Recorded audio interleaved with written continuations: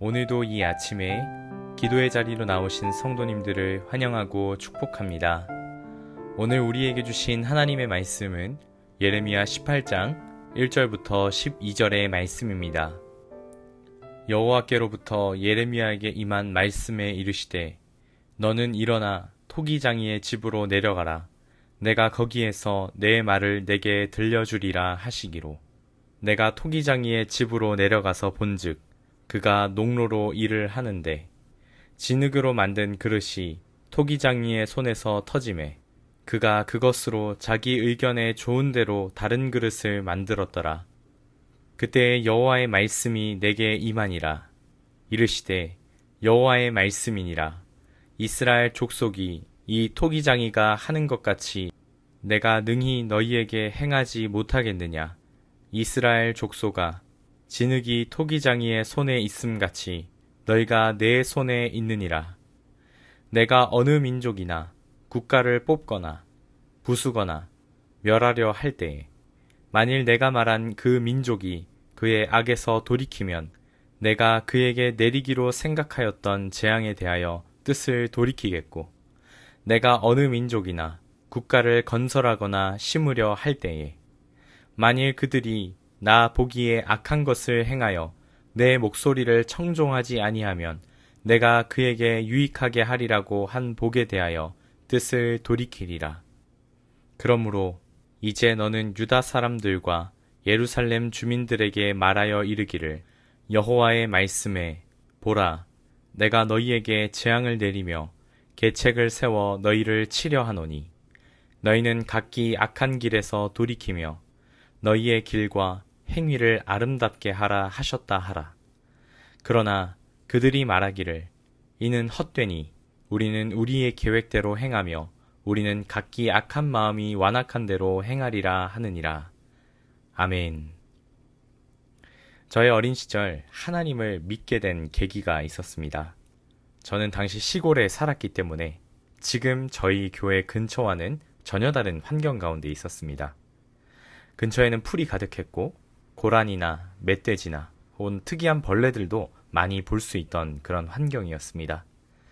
어느 금요일 저녁 저는 자전거를 타고 교회 모임에 갔다가 돌아오는 길에 절벽에서 환하게 빛나는 어떤 한 장면을 목격했습니다. 빛이 난리 없는 그 절벽인데 이상함을 느껴 가까이 다가가 보니 그곳에는 정말 수많은 반딧불들이 반짝이고 있었던 것입니다. 시골에 살긴 하였지만 그렇게 많은 반딧불을 제 생애에 찾아본 적이 없었습니다. 그 반딧불을 보면서 저는 아름답다라고 하는 것을 느끼게 되었습니다. 그때 제 머릿속으로 우리가 많이 부르는 찬송가가 스쳐 지나가게 되었었습니다. 바로 이것이죠. 주 하나님 지으신 모든 세계 내 마음속에 들여볼 때 하늘의 별 울려 퍼지는 뇌성 주님의 권능 우주에 찾네.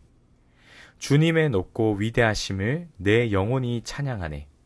주님의 높고 위대하심을 내 영혼이 찬양하네. 저는 그 반딧불을 보고 또 마음 가운데 찬양을 하기 시작하면서 저에게는 믿음이 생겼습니다. 우리를 위하여 이 세상을 아름답게 만드신 창조주 하나님이시라는 분에 대한 믿음이었습니다. 그리고 나의 삶의 존재에 대한 의미가 생긴 것입니다. 하나님이 나를 창조하신 뜻대로 하나님을 높여드리고 섬기는 삶이 하나님이 나에게 허락하신 삶이겠구나 하는 것을 느낀 것입니다. 창세기에도 이렇게 얘기하죠. 날마다 창조하시는 걸 바라보시면서 좋았더라, 선하더라 라고 말씀하셨습니다. 하나님이 지으신 세상은 하나님의 뜻에 따라 선하고 좋은 것으로 운행될 때 세상은 하나님의 영광을 드러내게 됩니다. 사람은 마찬가지죠. 하나님의 형상으로 지음받고 하나님께서 생기를 불어넣어 영혼을 가진 우리는 하나님과 교제할 수 있는 특권을 누릴 수 있게 되었습니다. 하나님께서 우리를 만드신 그 뜻대로 그 부르신 대로 살아가는 것이 하나님을 높여드리고 하나님의 영광을 위해 살아갈 수 있게 되는 것이죠. 그러나 죄라고 하는 것은 우리와 하나님의 사이를 가로막고 하나님과의 교제를 누리게 하지 못하고 또 하나님의 뜻대로 살아갈 수 없게 만듭니다. 그러나 하나님께서는 이 땅에서 침묵하시거나 그저 방관하시고 내버려 두시지 않습니다. 오늘 말씀 안에서는 하나님을 토기장이에 비유하고 계십니다. 토기장이가 그릇을 만들 때는 아무 생각 없이 만들거나 아무렇게나 만드는 것이 아니라 토기장이의 뜻대로, 토기장이의 계획에 따라서 그릇을 만듭니다. 그리고 토기장이의 뜻에 따라서 그릇이 뜻에 따라 사용될 수 있고 반대로 폐기 처분도 될 수 있는 것이죠. 그것은 그릇을 만든 토기장이의 마음입니다. 이스라엘은 하나님의 손에 들린 토기 그릇과 같았습니다. 하나님의 뜻에 따라 부합할 때 토기는 보존되지만 그 뜻에 따라 나아가지 않을 때에는 폐기가 될 수 있는 것입니다. 그러나 하나님은 이런 심판의 순간에 하나님의 사랑을 늘 보여주십니다. 8절에서 보는 것처럼 악에서 돌이킨다면 하나님은 뜻을 돌이키시는 분이십니다. 이것은 참으로 놀라운 사랑이 아닐 수 없습니다. 사람들과의 관계 안에서 한 사람이 다른 사람을 배신한다면 그 관계는 다시금 회복될 수가 없습니다. 그런데 하나님은 그런 분이 아니십니다. 비록 이스라엘 백성들이 하나님을 배신하고 떠났다고 할지라도 그들이 만약 돌아오게 된다면 하나님의 심판을 돌이킬 수 있는 분이라고 하시는 것입니다. 그래서 하나님의 심판의 말씀은 두려움이 아니라 사랑이라고 할 수 있습니다. 기회가 있는 것입니다. 말씀만으로 세상을 지으신 분이 우리를 멸하고자 마음먹으신다면 그것은 단 한순간이지 않겠습니까? 그런데 하나님은 심판에 말씀하시는 동시에 늘 살아갈 수 있는 길을 열어주십니다. 이런 모습은 성경 전체에 반복해서 나타나는 하나님의 모습입니다. 하나님은 기회를 주십니다. 또 실제로도 돌이키십니다. 요나서의 말씀을 한번 생각해 보십시오. 하나님은 요나를 들어서 니느웨에 보내셔서 그들에게 심판이 있을 것을 전하게 하셨습니다. 그리고 니느웨 사람들의 반응은 어떠했습니까? 그들은 진심으로 돌이켜 참여하며 하나님께 회개하였습니다. 그러자 예정된 심판에 하나님께선 거두어 가셨습니다. 니느웨 사람들은 누가 보아도 그들은 악한 이들이었습니다. 그런데 그런 그들에게도 하나님은 자비를 베풀어 주시는 분이십니다. 말씀하신 바를 반드시 이루시는 하나님이신 것입니다.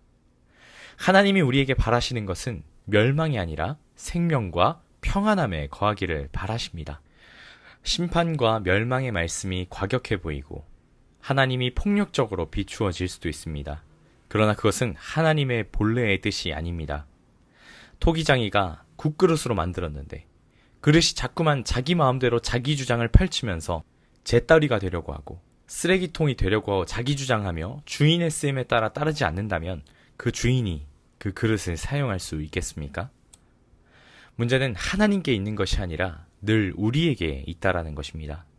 11절과 12절에 말하는 것처럼 하나님께서는 너희는 각기 악한 길에서 돌이키며 너희의 길과 행위를 아름답게 하라 이렇게 말씀하시지만 우리는 이는 헛되니 우리는 우리의 계획대로 행하며 우리는 각기 악한 마음이 완악한 대로 행하리라 이렇게 우리는 이야기한다는 것입니다.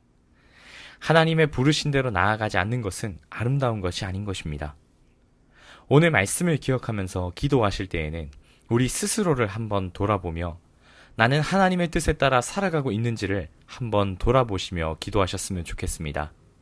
그리고 내가 돌이키고 회개해야 될 부분이 있다면 회개하며 나아가는 이 시간이 되었으면 좋겠습니다. 그리고 한 가지 더 기도한다면 내가 하나님의 부르신 뜻대로 살아갈 수 있게 해달라고 기도하는 이 시간 되길 바랍니다. 나 스스로의 힘으로 죄를 이기고 유혹과 중독을 이기고 또 하나님의 뜻대로 살아가는 것은 불가능합니다. 하나님의 도우심이 반드시 필요한 것입니다. 이 시간에 하나님의 도우심을 힘입어 부르신 그 뜻대로 살아갈 수 있도록 은혜를 구하며 기도하는 이 시간이 되었으면 좋겠습니다. 또 나라와 민족을 위해서 함께 기도하여 주시고 교회를 위해서 기도하실 때에는 저희 교회의 예배 처소를 위해서 함께 기도해 주셨으면 좋겠습니다. 그리고 마지막으로 각자 가져오신 개인의 기도 제목들을 이 시간 하나님의 손에 올려드리며 함께 기도하며 나아가시겠습니다. 함께 기도하겠습니다.